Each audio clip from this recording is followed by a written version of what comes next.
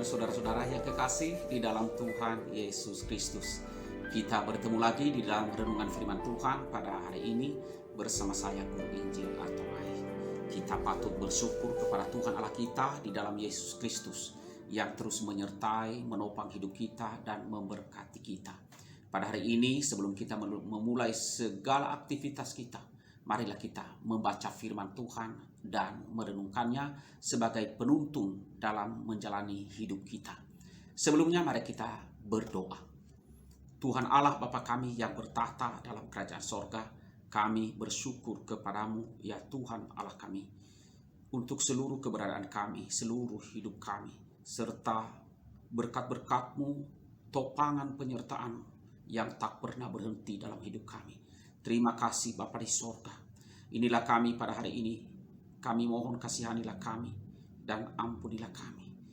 Kami akan membaca firman-Mu dan kami mohon tolonglah kami oleh Roh-Mu agar kami mampu menerima dan juga mengaplikasikan firman-Mu dalam kehidupan kami. Kami berserah, kami berdoa di dalam nama Tuhan Yesus. Amin. Bapak, Ibu, dan Saudara yang kekasih dalam Tuhan Yesus, firman Tuhan yang akan kita renungkan pada hari ini, saya ambil di dalam surat Ibrani pasalnya yang ke-13, ayatnya yang ke-20 dan 21. Firman Tuhan berbunyi demikian. Maka Allah damai sejahtera yang oleh darah perjanjian yang kekal telah membawa kembali dari antara orang mati Gembala Agung segala domba, yaitu Yesus Tuhan kita. Kiranya memperlengkapi kamu dengan segala yang baik untuk melakukan kehendak-Nya dan mengerjakan di dalam kita apa yang berkenan kepadanya oleh Yesus Kristus. Bagi Dialah kemuliaan sampai selama-lamanya. Amin. Nah, saudara-saudaraku yang kekasih di dalam Tuhan Yesus Kristus, saya memberikan judul renungan kita pada hari ini adalah segala kemuliaan hanyalah bagi Tuhan Allah kita sampai selama-lamanya.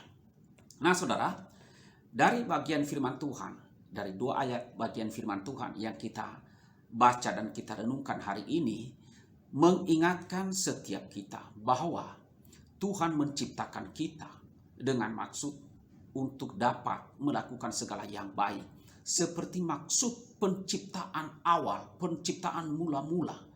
Nah, Tuhan Yesus Kristus, Juru Selamat kita, berkenan memberikan kepada setiap kita, setiap umat-Nya, tanggung jawab yang perlu dilakukan. Agar apa?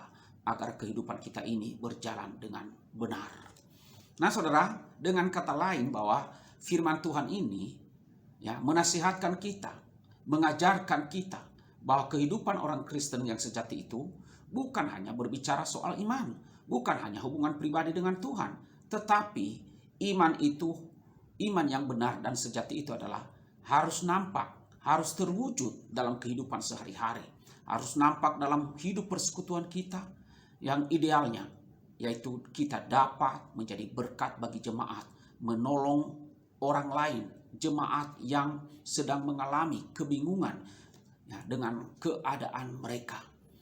Dapat memberikan mereka motivasi tentang bagaimana seharusnya menjalani kehidupan ini sebagai orang Kristen dan secara khusus ya di tahun-tahun yang akan kita jalan ini. Nah, saudara-saudaraku yang kekasih di dalam Tuhan Yesus Kristus, ayat 20 dan 21 ini adalah yang barusan kita baca, merupakan doa penulis surat, yaitu surat Ibrani ini untuk jemaat, supaya senantiasa diperlengkapi oleh Tuhan Yesus Kristus, Juru Selamat kita. Diperlengkapi untuk apa? Untuk melakukan kehendak Tuhan Allah Bapa, sehingga puncaknya ya, yaitu untuk kemuliaan Tuhan. Ya, sebab bagi Dialah kemuliaan sampai selama-lamanya. Nah, saudaraku yang kasih dalam Tuhan, sumber damai sejahtera hanya berasal dari Allah sendiri yang telah mengikat perjanjian yang kekal kepada setiap orang percaya melalui Yesus Kristus, Gembala Agung kita. Allah Bapa kita yang berdaulat, Juru Selamat kita, telah membuka jalan keselamatan. Ia adalah Imam Agung yang memimpin kepada iman yang sempurna. Ia adalah pengantara perjanjian Allah dengan manusia yang membawa keselamatan.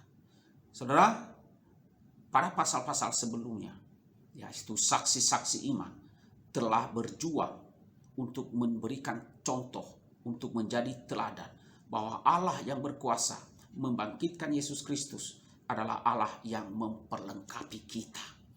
Nah, saudara, ajaran telah disampaikan, ya, kisah-kisah, yaitu ajaran itu telah disampaikan di pasal-pasal sebelumnya, sebelum pasal 13 ini, yaitu tentang kisah-kisah tokoh-tokoh iman, teladan-teladan iman, ya, telah nyata, telah diceritakan.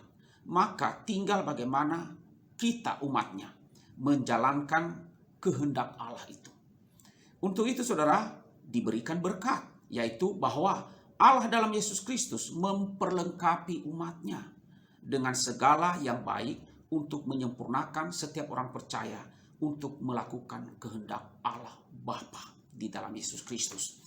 Nah, saudara, kesempurnaan orang-orang percaya, orang-orang kudus ialah hal yang terbesar yang diinginkan oleh setiap hamba Tuhan, setiap para pelayan, yaitu bagi jemaat, supaya jemaat itu selama hidup dalam dunia ini dapat menjadi sempurna dalam ketulusan dan kejujuran hati, akal budi, hati yang bersih, kasih yang hidup, kehendak yang wajar dan kuat, serta kekuatan yang sepantasnya untuk melakukan segala yang baik sebagaimana kita dipanggil.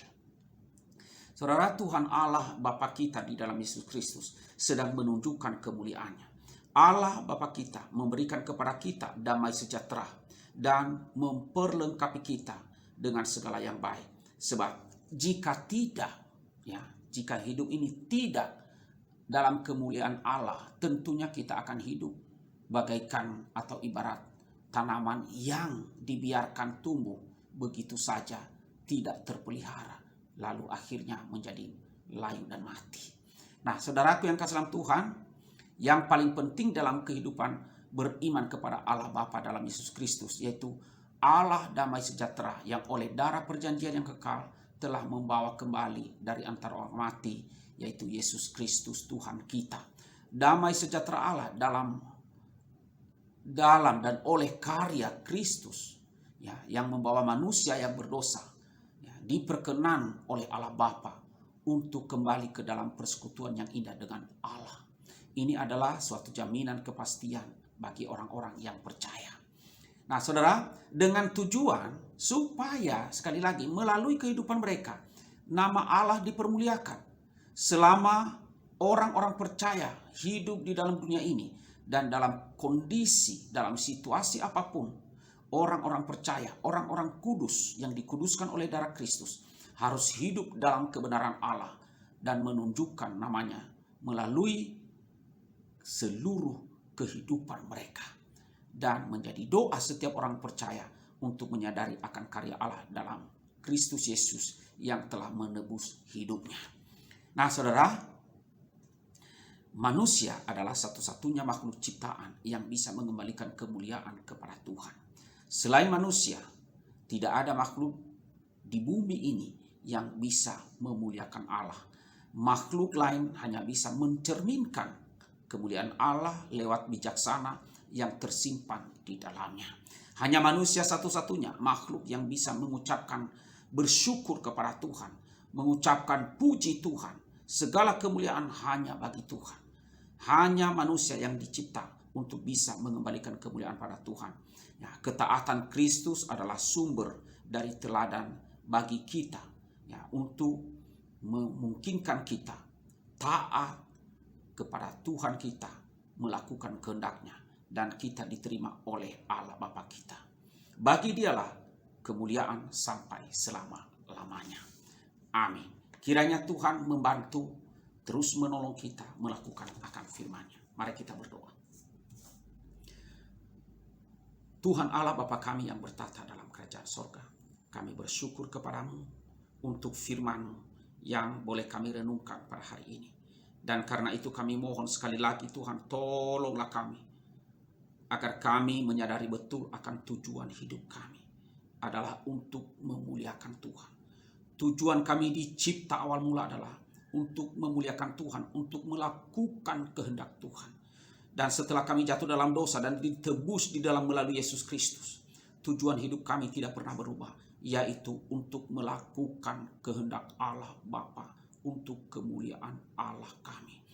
Tuhan, tolonglah kami, mampukanlah kami, dan biarlah firman-Mu ini dengan pertolongan Roh Kudus tersimpan dalam hati kami dan menjadi doa kami tiap-tiap hari melakukan apa yang Tuhan kehendaki. Terima kasih Bapa, berkati kami semuanya. Di dalam nama Tuhan Yesus kami berdoa. Amin.